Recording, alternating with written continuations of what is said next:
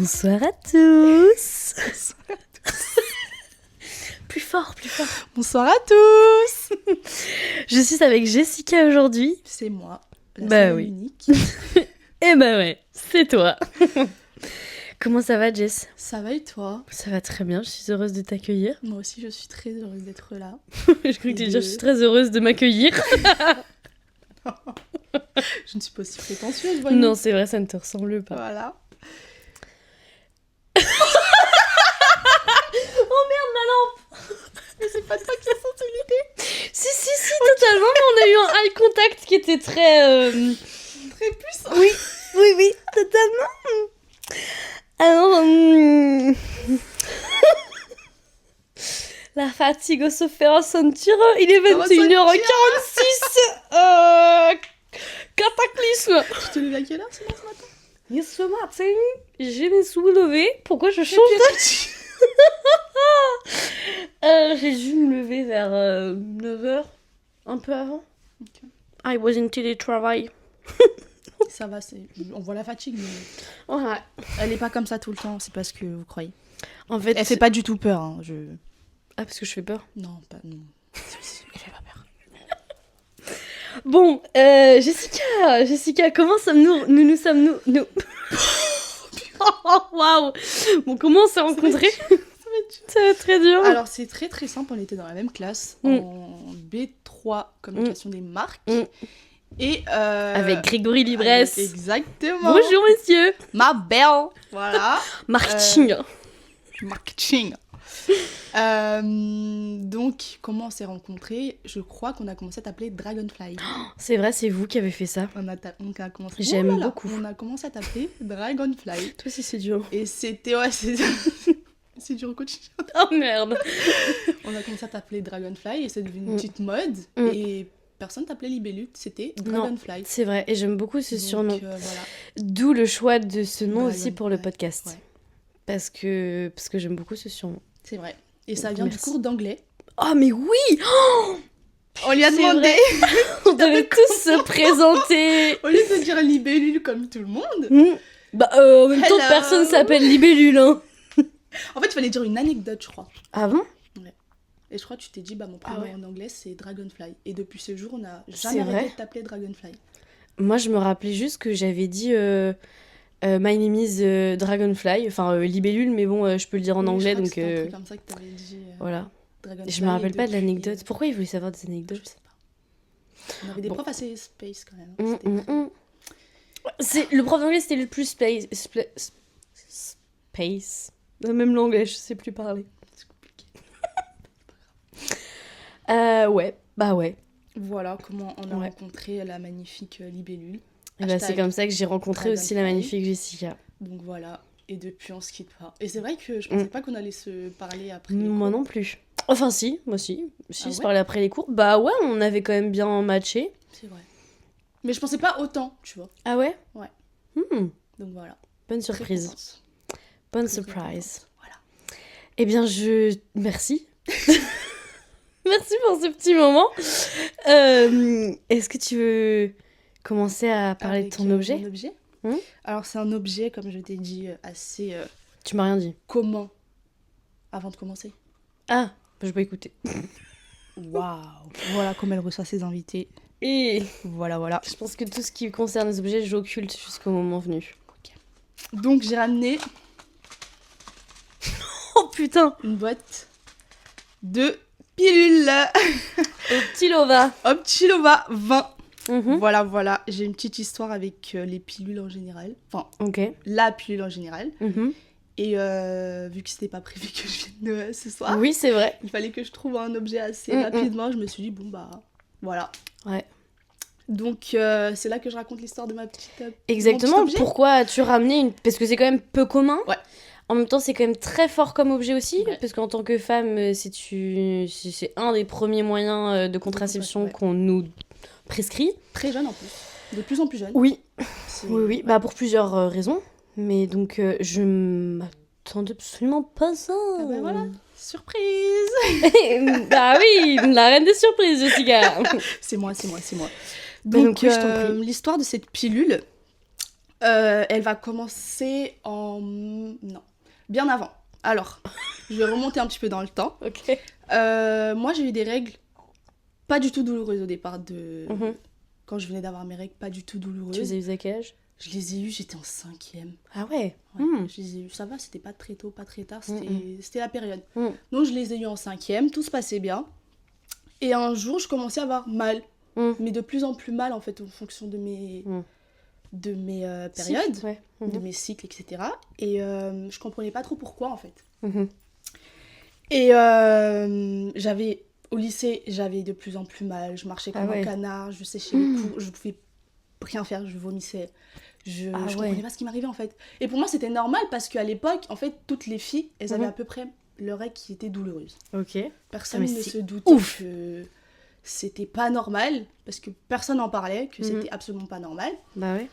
Et je trouve ça tellement dommage que, au lieu d'apprendre à mettre, par exemple, une capote sur une banane en 4e, qu'on nous apprenne ce qui est, par exemple, un cycle hormonal. Parce qu'il y a des filles, jusqu'à très tard, notamment moi, et qui apprend encore à connaître son cycle hormonal, parce que on nous l'apprend nulle part, et je trouve que c'est quand même super important pour une femme de se connaître. Je suis totalement d'accord là-dessus.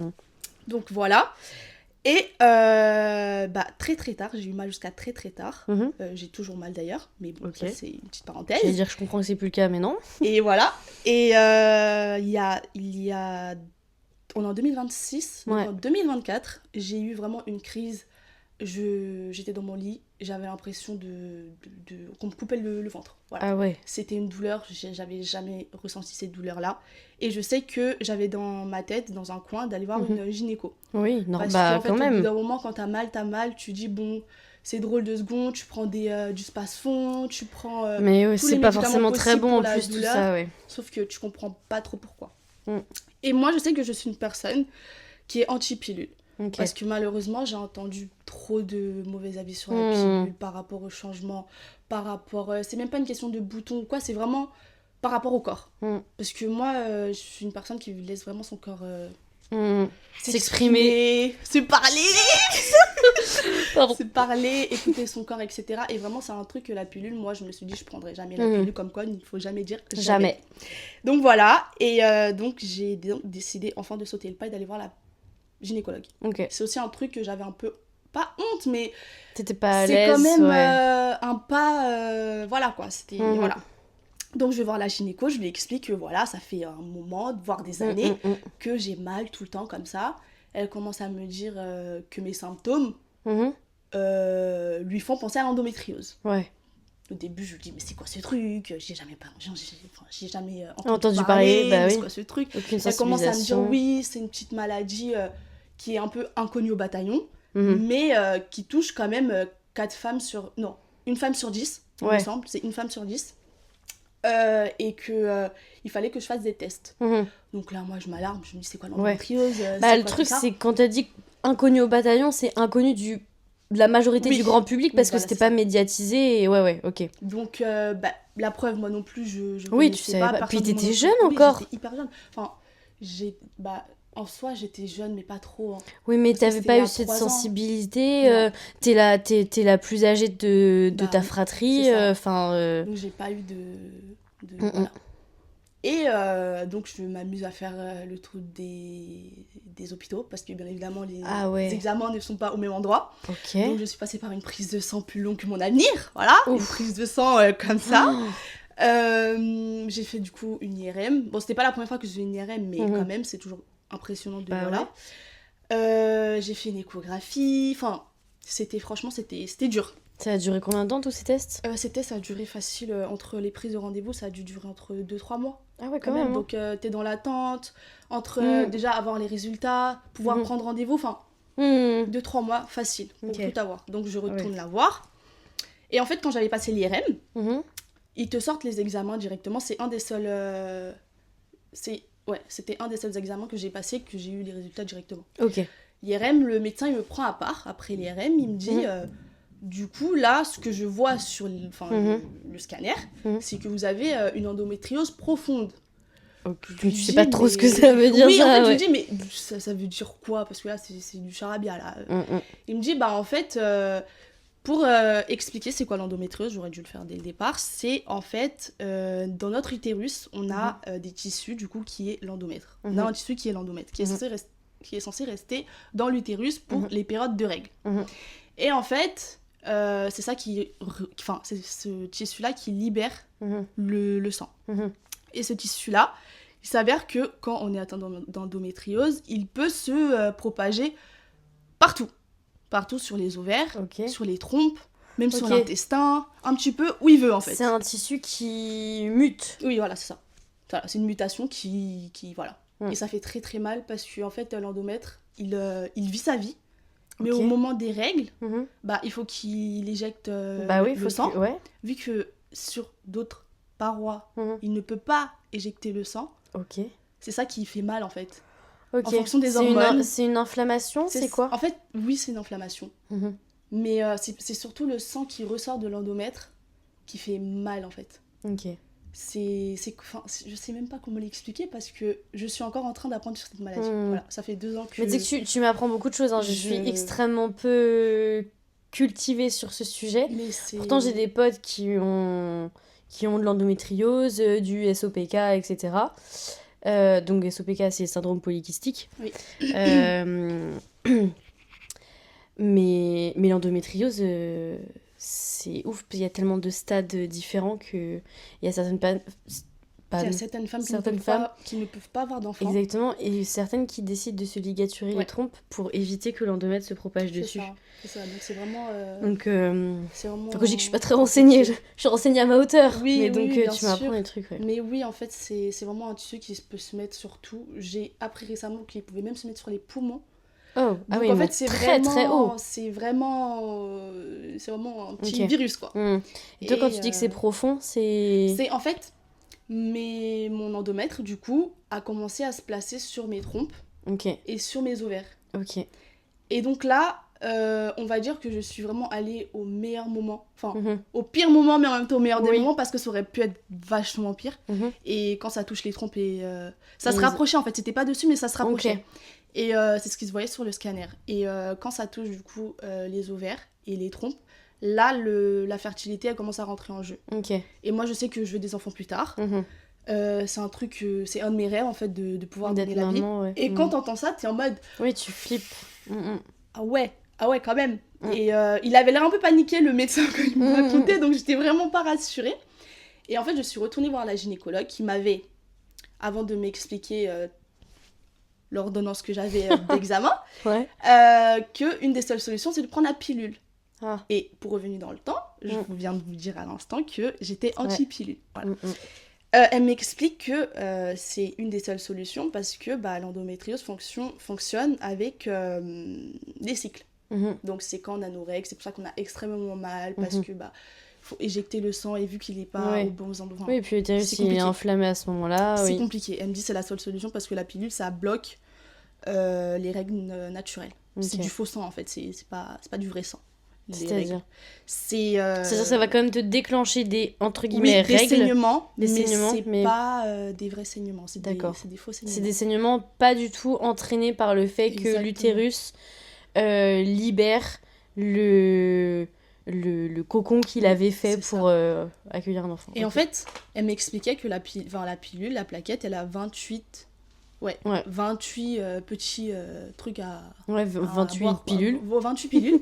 Et en fait, pendant les 7 jours de repos, ton corps, il reprend, entre guillemets, le dessus. Et c'est là que le sang, il sort, mais c'est pas du vrai sang. C'est parce que t'as arrêté la pilule que... Enfin, c'est du vrai sang, mais c'est pas le même contexte, voilà, c'est pas le même, le même sang, quoi. Donc voilà, elle m'explique qu'elle me fait l'ordonnance pour la pilule. Moi, sceptique, je me dis, bon... elle me raconte, elle me blablate, alors oui, ça va être compliqué d'avoir des enfants, donc là, vous avez la pilule, vous avez l'implant, vous avez le stérilet, j'étais en mode, oh là là là là là là. Oh là là là là. Madame, s'il vous plaît. Alors déjà, le stérilet et l'implant à gauche. T'inquiète. On parle de la pilule si vous voulez, mais les autres, c'est hors de question. Et elle commence à me rassurer. Franchement, j'ai une gynéco, franchement, en or. Tant mieux, tant mieux. En or. Parce qu'elle a vu ma panique, elle a vu que c'était pas possible. Donc, Elle me rassure et tout. Elle me laisse le temps de réfléchir. Elle me fait une ordonnance sur 6 mois. Ok. Comme ça me laisse le temps de prendre une décision de est-ce que je veux vraiment prendre la pilule ou stérilet ou implant. Je me suis dit, bon, le moins pire des 3, pour moi, je voyais que c'était la pilule. Ok. Et moi, la question que je lui pose, c'est est-ce que je pourrais avoir des enfants ? Elle me dit, pour l'instant, on ne peut pas savoir. C'est quand vous voudrez avoir des enfants qu'il va falloir commencer à faire des tests, etc. Ouais. Ça ne me rassure pas du tout, mais je le garde dans un coin de ma tête. Je me dis, bon, si tu ne pouvais pas avoir d'enfants, je pense que tu l'aurais su bien rapidement. Donc, oui, on t'aurait expliqué. Mais... Donc, je rentre chez moi. Je vais prendre ma petite pilule quand même. Je me dis, bon, voilà. Elle me donne la moins pire de tout de ce que j'ai compris, la Optilova 30.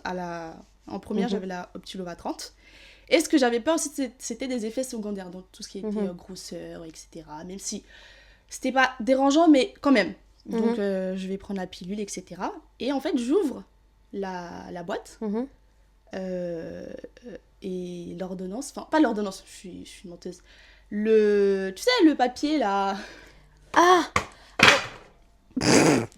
oui. Tu sais, le papier... Bien sûr, les consignes de sécurité. Enfin, pas de sécurité, mais les effets secondaires, etc. T'as déjà vu le... Oui, meuf, t'inquiète pas. Moi aussi, j'ai des anecdotes là-dessus. J'ai ouvert cette boîte. C'est un parchemin. J'ai fondu en larmes, je me suis dit, c'est pas possible. En fait, plus je lisais, plus les effets secondaires étaient impossibles. En fait, elle t'en a pas parlé ? Elle m'en avait parlé, mais pas autant. Bah évidemment. Pas autant. Voilà, elle m'avait dit qu'il y avait des effets secondaires, etc. Mais pas autant. En fait, là, plus je lisais et plus je me disais, non, je vais pas faire ça, je peux pas faire ça, je peux pas faire ça. Mais en fait, d'un autre côté, j'étais en mode, si tu vas faire ça parce que tu veux des enfants, si tu vas faire ça parce que tu veux si tu vas faire ça parce que tu veux ça, t'en as marre d'avoir des règles douloureuses, donc tu vas aller prendre ces fichues pilules. Et donc, ça fait 2 ans que je prends la pilule, que j'apprends encore à découvrir mon corps, parce que j'ai pas eu d'effets secondaires de fou. Ouais. J'ai déjà des règles de migraine de base. Ça a amplifié les migraines. Donc, elle me l'a baissé la pilule à 20. De base, j'étais à 30, elle me l'a baissé à 20. C'est quoi le code ? Enfin, ça correspond à quoi, 30 ou 20 ? C'est le dosage, en fait, d'hormones. Donc, elle me les a baissés. Et le dosage aussi. Enfin, le dosage de puissance, en fait. Cette pilule, elle est moins forte. Elle est moins, on va dire... agressive ? Oui, mais surtout, elle a moins de... Elle guérit moins. Enfin, c'est pas qu'elle guérit moins, mais elle a moins de... comment dire ? Elle a pas moins d'hormones dedans ? Oui, voilà. Si, il y a moins d'hormones, donc ça travaille moins, en fait. Et du coup, c'est pour ça que j'ai un peu plus mal avec la 20 qu'avec la 30, parce que j'ai... Ouais. Voilà, mais t'as moins d'effets secondaires aussi. Oui, au niveau des migraines. Et sinon, à part ça comme effet secondaire, j'ai pris un peu de sein. Ouais. Mais à part ça, j'ai pris un peu de poids, mais j'ai dû prendre quoi, 2 kilos. Et parce que je faisais pas attention à ce que je mangeais, jusqu'à ce que je comprenne qu'il fallait que je fasse attention à tout ce qui tourne autour de la nourriture, du sommeil, etc. pour adapter mon corps. Et jusqu'à aujourd'hui, j'en apprends encore tous les jours. Sur l'endométriose, sur mon corps, sur la manière d'être, etc. Sur mon humeur. J'avais aussi beaucoup peur de la pilule et mon humeur, mais j'ai pas l'impression que ça a changé quelque chose dans mon entourage. Je pose quand même la question assez souvent. Mais je sens quand même que j'ai pas le contrôle. Je sens quand même que des fois, j'ai pas le contrôle, que c'est frustrant. Des fois, je fonds en larmes parce que je me rends compte qu'en fait... c'est pas moi, c'est pas moi, et il y a ce poison-là que je prends tous les jours à 21h et qui me pourrit un peu la vie, mais je sais que je l'arrêterai à un moment donné. Je sais que je l'arrêterai et que... surtout au moment où tu voudras des enfants. Au moment où je voudrais des enfants, et je pense que quand je voudrais plus d'enfants, je vais commencer à réfléchir à la ligature des trompes, parce que... en fait, au bout d'un moment, ça sert à rien de s'injecter ça alors que tu peux avoir plein de maladies. Bon, ok, tu me diras, avec tout ce qu'on mange actuellement, on peut avoir... Oui, il y a beaucoup de choses aussi. Non, mais je comprends. Pilule, je comprends. Après, j'allais dire, la ligature des trompes, c'est quand même assez violent comme intervention. Et je me permets de rebondir. Moi, j'ai testé 2 versions, n'importe quoi. 2 types de contraception. Actuellement, je suis au stérilet au cuivre. Et ça se passe bien ? Ça se passe très bien. Trop bien. J'étais une personne qui avait des règles qui duraient 8 jours. Qui avait quand même des douleurs importantes. Et depuis que j'ai mon stérilet, ça va faire presque 2 ans. Ça change tous les combien de temps, le stérilet? C'est entre 3 et 5 ans. Je vais faire tous les ans une visite de contrôle. Mais ça ne change pas tout de suite du tout. Hein. C'est tous les 5 ans, normalement. Tu peux garder des stérilets assez longtemps. Et du moment où je l'ai eu, au début, c'était... le corps avait du mal à l'accepter, en fait, et à comprendre ce qui se passait. Et je suis passée au cuivre parce que je ne supportais pas les hormones. Et je vais te raconter pourquoi et ce qui s'est passé. Donc, la pilule, c'est no way pour moi. Jamais de ma vie. Et donc, je suis passée d'un cycle de règles de 8 jours à 5 jours. 5 ou 6 jours. Avec la pilule ou avec le stérilet? Non, avec le stérilet. Okay. Parce que j'ai vraiment jamais pris la pilule. Mais c'est no way parce qu'il y a des hormones dedans. Et aujourd'hui, j'ai très peu de douleurs. J'ai des douleurs sur le 2e et 3e jour. Okay. Et j'ai par contre des règles... à certains moments hémorragiques, à flux hémorragique, donc c'était des flux extrêmement abondants, et j'ai beau faire aller me changer aux toilettes, etc., régulièrement, tester des culottes de règles, des tampons super absorbants et tout, y a rien à faire, mais déjà je suis contente parce que j'ai moins mal, alors que au contraire, normalement quand tu mets un stérilet au cuivre, t'as la chance, j'ai de la chance parce que normalement tu as beaucoup plus mal. T'as beaucoup plus de flux. Bon, ça oui, ça m'est arrivé, mais plus de flux, moins mal, et des règles raccourcies. Donc en fait, j'ai un peu tout gagné. Bon, on va voir ce que ça donne plus tard, mais on sait jamais. Ça fonctionne pas du tout de la même manière chez les autres. Mais moi, j'avoue, je recommande quand même, parce que les hormones sont pas non plus... Oui, mais moi j'ai un peu du mal avec ce truc de se dire qu'il y a un truc dans ton corps, un corps étranger dans ton corps. Mais toi, t'avales des trucs. Mais oui, mais c'est psychologique. Parce que c'est comme quand tu prends un Doliprane, tu l'avales et quelque part, il part. Oui, mais non, là, non. Ton truc, il te dépose des hormones. Oui, mais psychologiquement, j'aurais plus du mal à accepter un truc. Constamment, non mais je comprends très bien, que ça où j'ai juste à l'avaler comme si c'était du Doliprane et limite je me suis détachée de ça. Je sais que je prends la pilule, mais dans ma tête je prends pas la pilule parce que je me suis vraiment détachée de ce truc de me dire que je suis en train de tuer un peu mon corps, de fatiguer mon corps, et c'est vrai que j'appréhende le jour où j'arrêterai la pilule, étant donné... Bon, après j'ai eu cette chance de ne pas prendre la pilule hyper tôt, donc je connais quand même un peu mon corps sans la pilule, faut pas déconner, mais j'ai quand même peur du retour à la réalité. De dire que mes hormones vont se réveiller, parce que là, mes hormones naturelles dorment. Donc quand elles vont se réveiller et reprendre leur vie, j'ai un petit peu peur de ce truc de... Ah oui, tu vas réapprendre à vivre avec ton corps, Mais sinon, aussi, il y a un truc qui me... Pas que j'ai honte, en tout cas, mais c'est de dire... Je prends la pilule, mais que tout le monde pense que tu prends la pilule parce que t'as peur de tomber enceinte. Ah oui, mais ça c'est un cliché, hein. T'en as beaucoup qui prennent la pilule pour d'autres raisons. Je l'ai dit au début. Oui, c'est ça. Et en fait, des fois, je me sens même obligée de dire non, mais c'est parce que j'ai une maladie que je prends la pilule, sinon moi, je veux pas. C'est cette justification qui est pas agréable. Et en fait, il y a aussi ce truc de l'endométriose n'est pas assez connu. Enfin, ça commence enfin à se démocratiser, Mais c'est tellement pas assez connu que... Aujourd'hui, le seul moyen, malheureusement... Enfin, il y a un nouveau traitement au laser, etc., mais c'est encore en test.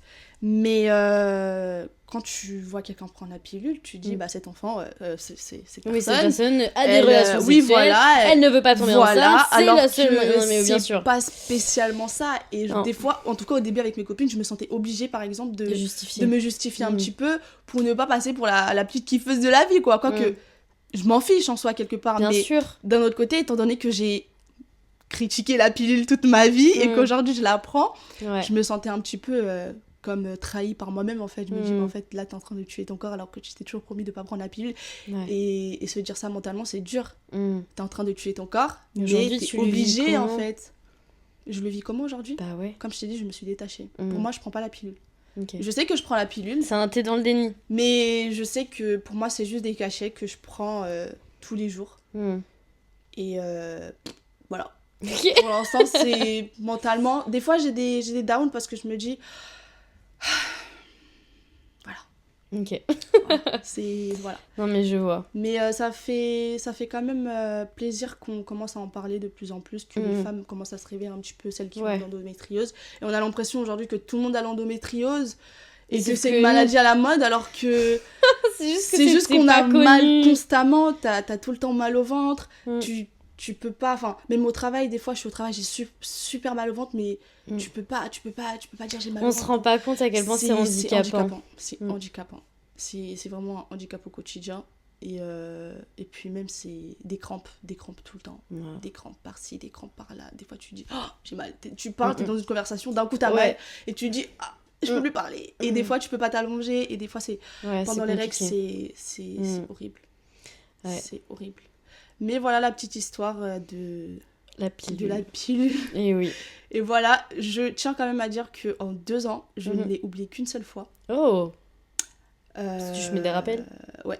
Mais les rappels, je les mets à 21h, mais je prends rarement la pilule à 21h. Ok. Mais en fait, mon cerveau, il s'est tellement habitué. Après, j'ai aussi un copain qui me rappelle des fois de temps en temps, ta pilule.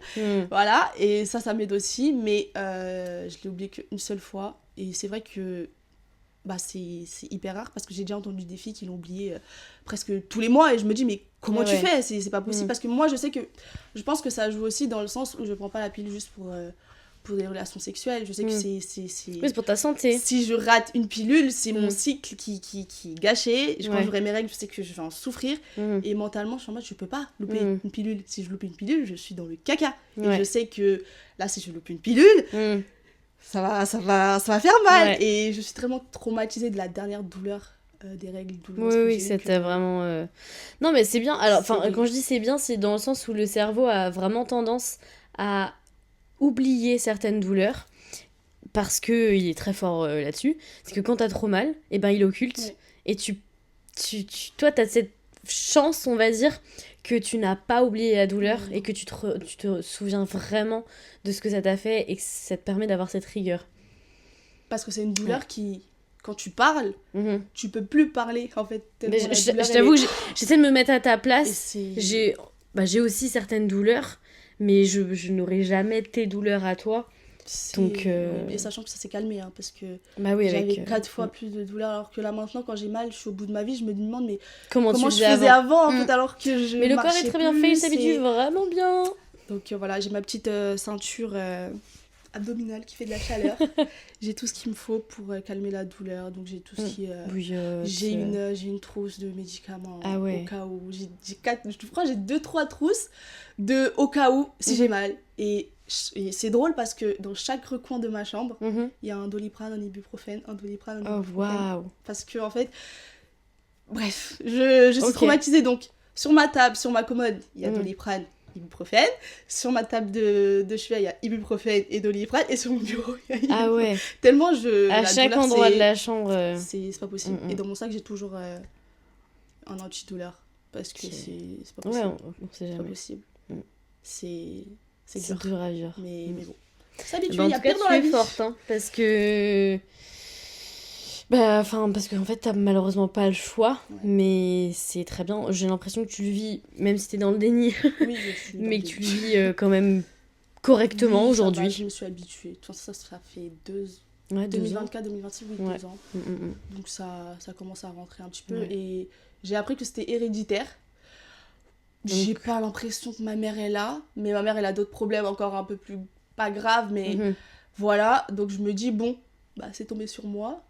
Je sais que par contre ça m'a vaccinée, parce que je sais que ma soeur, je fais beaucoup plus attention. Elle a 14 ans, mais je fais quand même beaucoup plus attention à ses règles, à ses douleurs. Je l'écoute, dès qu'elle a mal, je lui dis ok, dès que t'as l'âge d'aller voir une gynéco, parce que là elle a 14 ans, je sais que c'est à 16 ans qu'on peut aller voir une gynéco. Je sais que c'est héréditaire. Je lui dis on va aller voir une gynéco dès que t'auras et tu vas aller faire les examens pour voir, pour vérifier, et pas attendre que ça soit aussi tard que moi, parce que j'ai failli ne pas pouvoir avoir d'enfant. Et peut-être que... Bon. Et t'as souffert quand même longtemps. Je vois. Donc, sur les hormones, quand je te disais que moi, je pouvais vraiment pas en consommer... En prendre En prendre je dirais de la drogue. En soi... C'est pas une drogue parce qu'on n'est pas accro, malheureusement, mais... il faut en prendre comme si on était dépendant. J'ai dit malheureusement, je suis une folle, moi. Je suis une folle ou quoi? J'ai dit, c'est pas de la malheureusement, mais je suis malade. Je suis ouf. Moi, j'ai fait une bêtise. T'as pris de la drogue? Pas du tout. T'as fait des ballons? Je parle de... Mais pas du tout. Je parle d'hormones. J'ai fait une bêtise. En fait, je vais totalement me livrer là. Fais-toi plaisir, c'est pas toi, mais écoute. En gros, je crois... c'était pendant le... C'était juste en sortie de Covid. Donc... 2022? Ouais, à peu près. 22. J'allais avoir 19 ans. Ok. Ouais, j'allais avoir 19 ans ou j'avais 19... Je ne sais plus exactement. Dans ces eaux-là, en sortie de Covid. Je commençais à parler avec un gars que j'avais connu parce que c'était un mec qui était dans un groupe de musique d'un de mes potes. Et j'étais vierge à ce moment-là. Et sauf que pour moi, ça n'avait jamais été vraiment un sujet. Mais je me disais, si je rencontre un gars avec qui je me sens bien et qu'on veut le faire, et voilà. Je pense qu'on est toutes comme ça. Hein. Et donc, j'ai commencé à en parler à une de mes potes qui, elle, voyait une sage-femme gynéco. Enfin, plutôt une sage-femme, mais qui était... on sait qu'il était gynéco. Voilà. Dans notre ville. Et donc, je prends rendez-vous avec elle. Je veux au moins me sensibiliser. Parce que, comme tu disais, on n'est pas suffisamment sensibilisé. Pas du tout, presque. Voilà. Et elle me parle, en fait, directement des moyens de contraception. Alors que je ne l'ai jamais fait. Alors qu'il y a les préservatifs et que moi je viens juste pour prendre des informations et peut-être avoir un moyen de contraception. Mais j'étais jeune, j'avais pas du tout cette notion de pas de la rigueur, mais des conséquences que ça avait d'avoir une contraception à cet âge-là, sachant que je n'avais pas de partenaire sexuel et que je n'avais pas besoin. On ne peut pas savoir vu qu'on n'a pas l'information. Non. En fait, on sait pas. Et non. On sait pas. Mais là où elle a fait de la merde, parce qu'elle a fait de la merde, c'est qu'elle m'a prescrit un moyen de contraception qui, moi, en tant que jeune fille qui allait devenir qui était devenue une femme parce que j'avais mes règles, c'est une expression, mais qui allait passer un cap important dans sa vie. Exactement, en tout cas qui le souhaitait. Je ne voulais pas prendre la pilule et le stérilet, ça me faisait peur. Pourquoi ça me faisait peur avant et pas là? Vous allez comprendre pourquoi. Elle me prescrit l'implant. Oui. Directement? Oui. Oh, wow. C'est 100% remboursé par la Sécu, j'ai dû payer 1 centime. Voilà. 1 centime. 1 centime. Après, le truc, c'est que ma mère, elle a payé les honoraires de cette sage-femme. Donc, ça a coûté quand même un petit peu. Elle me l'a posé. Donc, en fait, je l'ai vu 2 fois. Je l'ai vu la fois où on l'a prescrit et la fois... Là. Exactement, donc dans le bras. Oui, dans le bras. C'est là. C'est dans le bras. Elle me le pose, donc il fallait que je mette une crème anesthésiante auparavant. Et c'était l'outil du diable, je te jure, je sais pas si t'as déjà vu comment on pose un implant. Dans le corps. En gros, c'est vraiment une sorte d'aiguille assez épaisse qui est sur une machine, c'est un peu comme une sorte de pistolet plat, où du coup, en fait, t'as l'implant à l'intérieur, et que l'aiguille, tu vas la rentrer, et tu vas... mais c'est pas aussi violent qu'un pistolet, c'est vraiment juste, ça se glisse plus doucement. Mais j'ai rien senti parce que j'avais la crème anesthésiante. Ça, c'est bien, ça. Là, aujourd'hui, en reparlant, j'ai des... Mon corps se tend. tend. Là, depuis tout à l'heure, parce que c'est quelque chose. Insensible tenir. Voilà. Un peu tard, mais... Oui, pardon. Et me voilà partie avec un implant. Elle me dit, il commencera à faire effet d'ici une petite semaine, 10 jours. Le temps que voilà, c'est ça, et que les hormones soient libérées. Déjà, je ne comprenais pas comment c'était faisable pour que le stérilet soit autonome, je mets des gros guillemets, en libérant des hormones, hein. Ok, soit. Mais c'était le cas. Et donc je continue à parler avec ce mec, en fait, spoiler alert, c'était un gros connard et je ne l'ai jamais fait avec lui. Let's go. Mais je me suis infligé ça. Peut-être parce qu'il y avait une pression. Et si, en fait, quand je dis c'est un gros connard, excusez-moi, je déteste parler des garçons comme ça, mais il y en a qui n'ont pas d'éducation sexuelle, qui ne sont pas du tout bienveillant. En fait, pour lui, c'était hors de question de mettre des préservatifs. Pour les raisons que les garçons connaissent bien et qui sont souvent un argument. Non, mais je trouve ça triste aussi. Je trouve ça aussi triste que certains garçons soient aussi fermés par rapport à ça. Et c'est les femmes qui doivent subir. Mais ils sont pas tous comme ça, attention. Hein. Non. Certains sont... non, mais ça me gêne ou ça me fait mal, etc. Oui, d'accord, mais en fait, tu peux pas... Enfin, on trouve une solution, à la rigueur. Il y a des préservatifs féminins, il y a d'autres trucs. C'est pas juste... moi, je veux pas, donc on fait 100. Bah non, pas comme ça que ça se passe. Ouais. Donc bref, il y a souvent cet argument de moi je veux pas, je suis pas à l'aise avec et tout. Bah d'accord, ok, mais pour une première fois, enfin quand même, bon bref. Donc me voilà partie avec ça.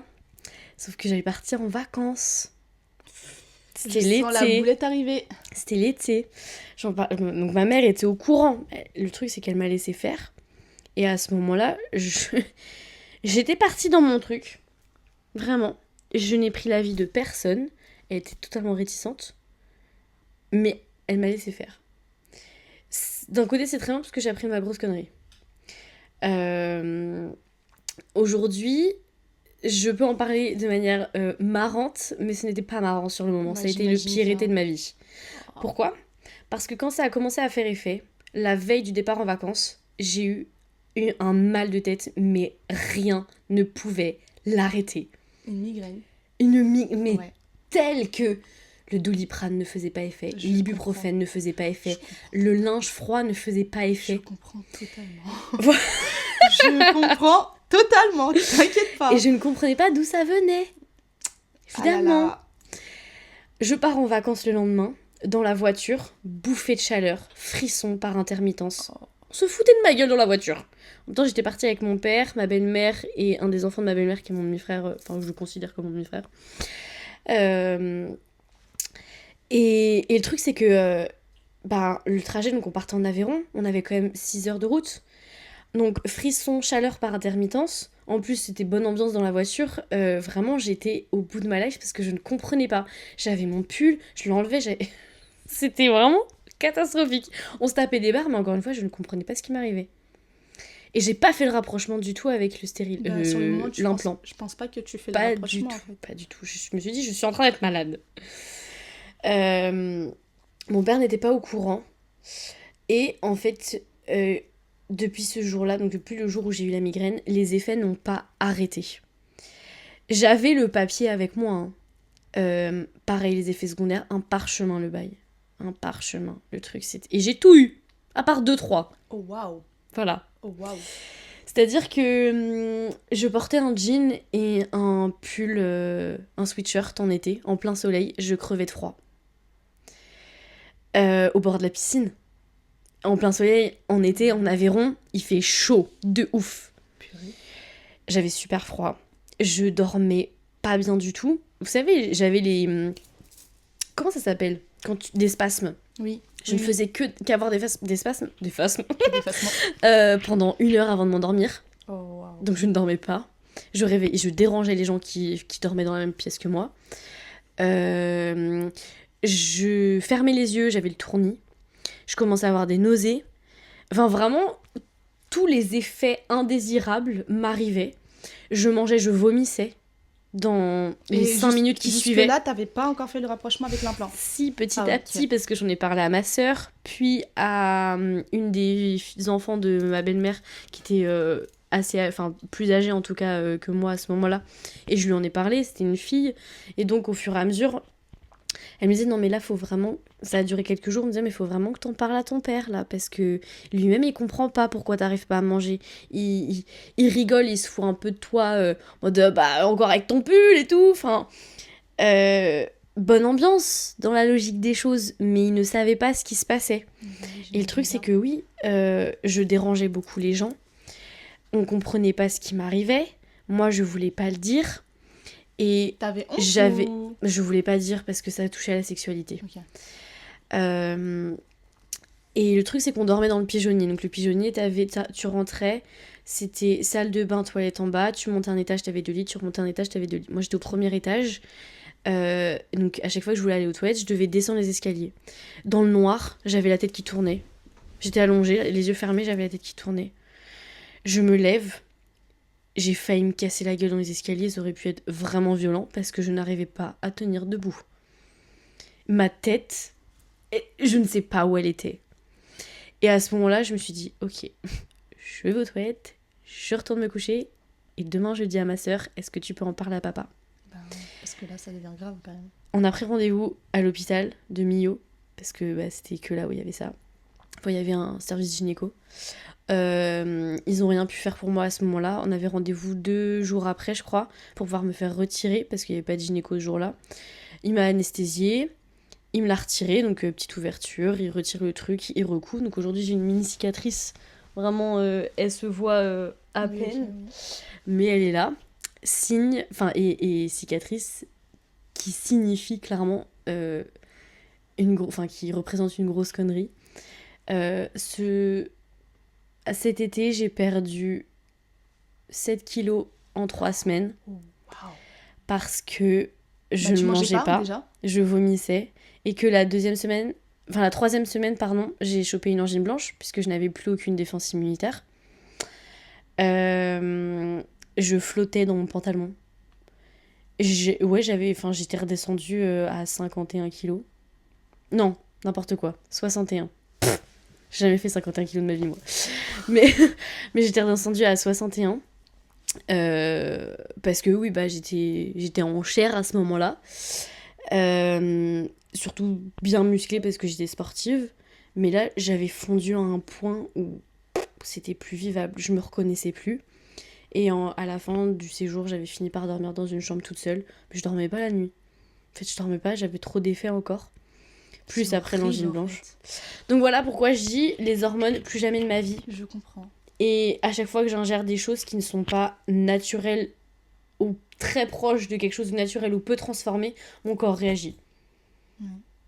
Donc grosse sensibilité à énormément de choses. C'est vrai que avec la pilule et les hormones du coup, c'est vrai qu'il y a ce côté de vomissement que je revois. Ah ouais, tu l'as aussi ? Oui, des migraines. Bon, étant donné qu'elle m'a baissé la pilule à 20, elles y sont toujours, mais beaucoup moins. Je sais qu'au petit Lova 30, j'avais des migraines au moins une fois par semaine. Ah ouais, quand même. Au moins une fois par semaine. Non, et pendant mes règles, je ne prenais pas la pilule, mais j'avais des crises de migraine tous les jours. Mais des crises à ce que je suis totalement dans le noir, je ne peux voir aucune lumière. Mais aucune lumière. C'est-à-dire que je suis dans le noir dans ma chambre, mais la lumière du couloir qui passe à travers ma porte, non mais vraiment pas. Je peux pas. C'était une chauve-souris. Ça me tense, ça me frustre, j'ai envie d'insulter tout le monde, j'ai envie de cogner ma tête. Enfin, c'est irritable, ouais. C'est horrible. C'est horrible. Après, il y a aussi un point aussi que j'ai oublié de dire, c'est aussi que j'ai le ventre gonflé tout le temps. Je me permets de te serrer la main, puisque c'est mon cas aussi. Voilà. Mais je sais que ça s'est amplifié aussi avec la pilule. Avoir le ventre gonflé.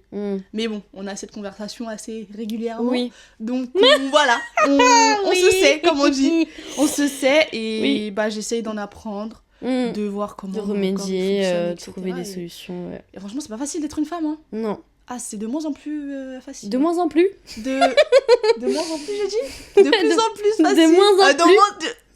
De moins en moins facile. De moins en moins facile. Ah, c'est dur. Ah, c'est très très dur. Mais après, tu viens d'inventer une expression, hein, de moins en plus. Voilà. Et oui. Voilà, mais voilà la petite histoire. Mais je suis fière d'être une femme, pour le coup. Il y a des moments, je me dis, je préférais être un homme, tu vois. Ah ouais, tu te le dis. Moi, j'ai arrêté pendant de mes me règles, dire. tu vois, c'est bon. Moi, je suis contente, parce que je sais qu'à ce moment-là, le corps se libère de toutes les toxines, de plein de trucs. On dit le sang est propre. Oui, le sang est propre. En fait, pas trop, parce qu'il libère toutes les toxines du corps. Donc, il est pas sale, mais il se libère des déchets. Voilà. De ton corps, tout simplement. Exactement. Donc, ouais. Voilà. Bon. Ce fut cool. Ce fut très cool. Voilà. Je ne t'ai pas proposé de piocher un papier puisque nous sommes directement partis sur un sujet qui touche la thématique de la santé. Exactement. Et que nous avions beaucoup à dire. Voilà. pour une prochaine fois. Avec grand plaisir de piocher un petit papier. Merci. En tout cas, merci beaucoup Jessica. Merci à toi. Ça m'a fait plaisir. Moi aussi. Et puis je souhaite à tout le monde une bonne journée, une bonne nuit, une bonne tout ce que vous voulez. Et à lundi prochain. Bye bye.